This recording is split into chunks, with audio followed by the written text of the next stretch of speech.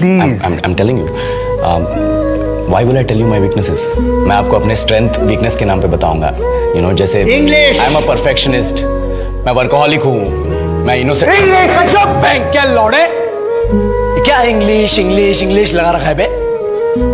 4 साल का था मैं जब मेरे पापा जबलपुर में किसी हलवाई के यहाँ काम करते थे। खुद तो कभी स्कूल गए नहीं, इसलिए अपनी गांड घिस घिस के मुझको स्कूल में भर्ती करवाया। अब कहने के लिए तो वो इंग्लिश मीडियम स्कूल था, लेकिन साले हमारे टीचर लोग खुद हिंदी में बात करते थे। हमारे स्कूल के लड़के एक दूसरे से यो व्हाट्स अप डो ऐसे बात नहीं करते हैं। क्या भौंक रहा है तेरा लंडा आजकल है? ऐसे गले मिलते हैं। किसी तरह रट्टा मार मार के 10th तक पहुंचे तो पता चला कि जिंदगी में सफल होने के लिए एक ही तरीका है और वो है इंजीनियरिंग।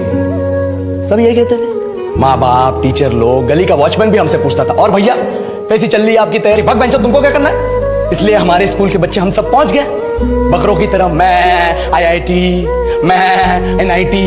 अरे जिस बच्चे ने अपने बाप को जलेबी तलते देखा है वो तो यही सोचेगा ना कि जिंदगी में पैसा ही सब कुछ है।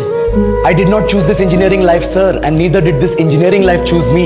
It was shoved down my throat by my teachers while my hands were tied to my back by my friends and my parents watched in silence. और इंग्लिश सुनेगा तो मादर चोद तो सुन।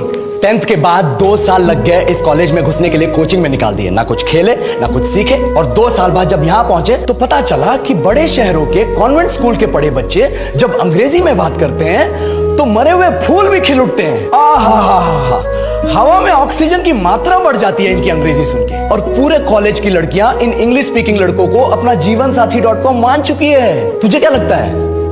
मुझे कभी लगा नहीं कि मैं अपनी अंग्रेजी पे काम करूं, अपने पर्सनालिटी पे काम करूं। बहुत लगा। ये चूतिया इंडस वैली सिविलाइजेशन का जो एजुकेशन सिस्टम बिठा के रखे हो, जिसमें हर साल में 10 सब्जेक्ट, हर सब्जेक्ट में theory, practical, viva, lab work, external, internal, majors, minors, assignment, project, thesis, गांड मार के रख लिया हमारी। महीनों तक नहाना भूल जाते हम लोग और फिर हमारा परसेप्शन बना देते हो कि हम ऐसे ही रहना चाहते हैं। अब इस साल में एक बार कल्चरल फेस्टिवल आता है, एक बार, उसके लिए भी प्रोफेसर से भीख मांगनी पड़ती है। अरे बिना इंग्लिश बोले, बिना लड़कियों से बात किए कौन गांडू रहना चाहता है वैसे?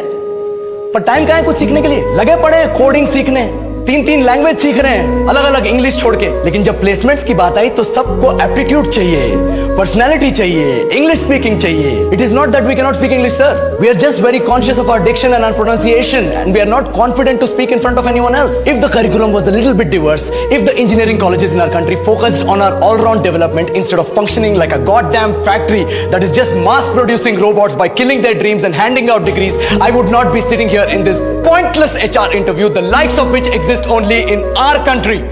ये लो सर, बोल दिया मैंने 4 और लाइन अंग्रेजी में। अब बताइए,